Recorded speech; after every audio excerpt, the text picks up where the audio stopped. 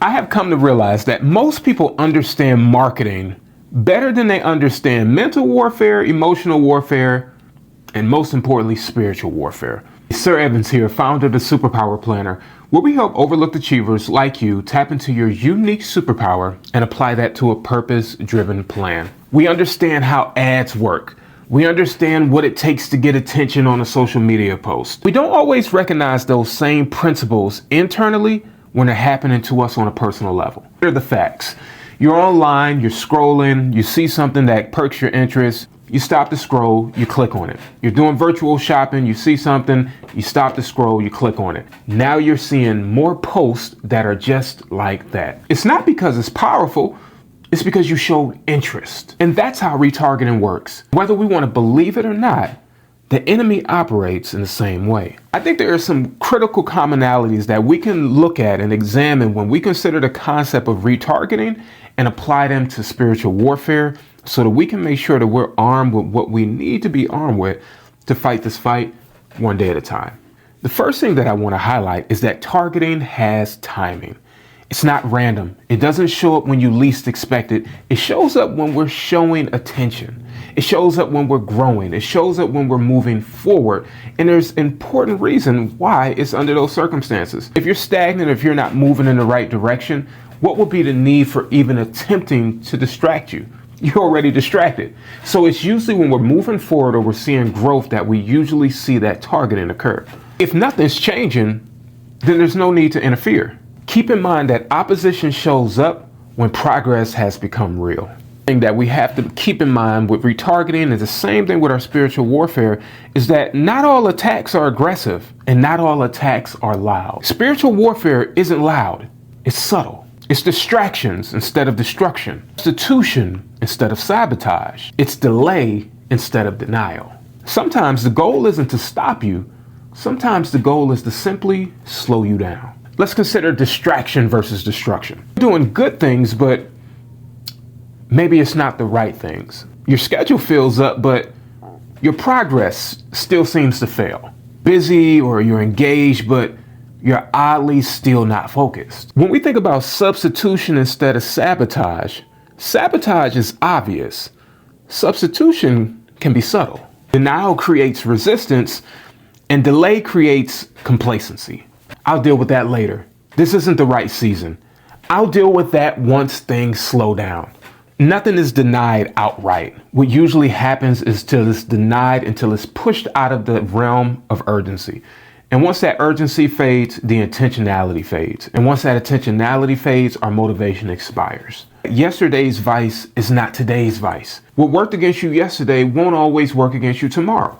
That doesn't mean that the enemy needs to reinvent the wheel in order to appeal to you. New temptations, new habits, new compromises that are all introduced to you slowly but surely, where it doesn't seem like you're making that much change. It's the little things. It's the little changes that we don't recognize that have the biggest impact. One of my favorite movies is a movie called Devil's Advocate. The devil's temptation didn't come as chaos.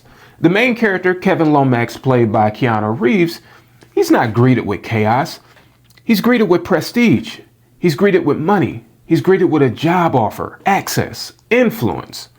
All of things that to the naked eye don't seem like problematic items, but mixed together and for the wrong cause, now we see different tools being used in order to coerce us into a path that we don't want to go down. In the movie, even when he breaks free from the devil's ties, he still finds himself back into the same scenario when greeted with promotion, prestige, influence, and access dressed in a different package. Never forget that temptation evolves as we grow. Access is not unlimited. The enemy doesn't have unlimited access to you, the same way marketing doesn't have unlimited access to you. Key ingredient is that it must receive your attention. And this is the part that most people miss. Attention feeds influence. Repetition feeds power. Not every thought deserves a click. Not every urge deserves engagement. Sometimes strength truly looks like disengagement. What happens is we get into patterns. It's about consistency of what we feed. Even in the movie Devil's Advocate, it wasn't one situation that led to his demise. It was a consistent series of events that led to his demise. Unchecked boundaries, justifying shortcuts. Boundaries become softened and they start with just this once. Those become the gateways for the enemy to come in and now market to us the products that it has that lead to our demise. I want to leave you with a few solutions to help you along your journey to be able to make sure that you can clean your feed. You don't need to analyze every thought, but you do need to recognize the patterns. What's pulling your focus? What dulls your convictions? Seems to delay your obedience. Each of these areas deserves scrutiny. And if you can't take that time to scrutinize the patterns that you see in your life, that's when we open the door to remarketing and being the target of spiritual warfare.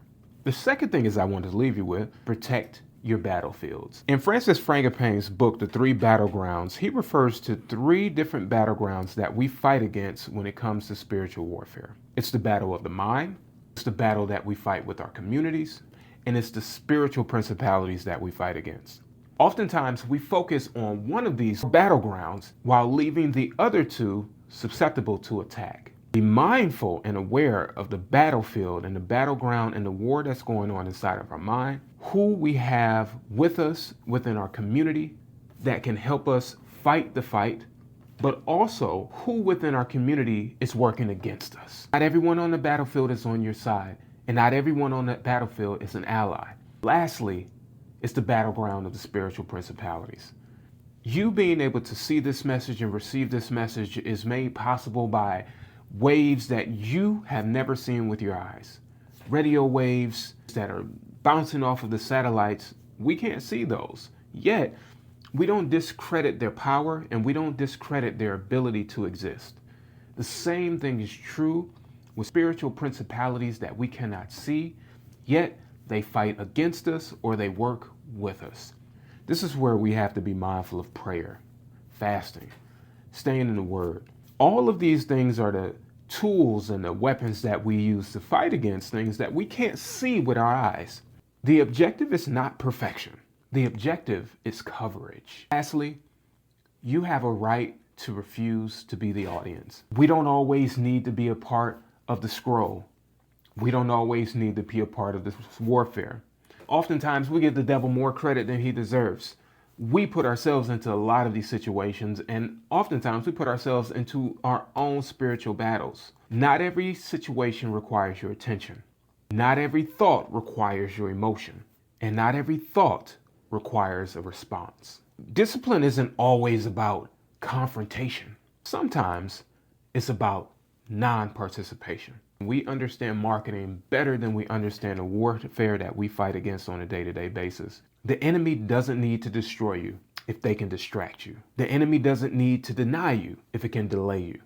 And the enemy doesn't need to sabotage you if it can slowly replace the truth over time. Our awareness changes everything. Spiritual maturity, it's not about being untouchable. It's simply about being aware. Knowing when something is trying to pull you off of your course and choosing not to engage. Easier said than done, but one day at a time, one step at a time, one attack at a time. You don't always have to fight everything aggressively. Sometimes the most powerful move is choosing not to be a part of the audience.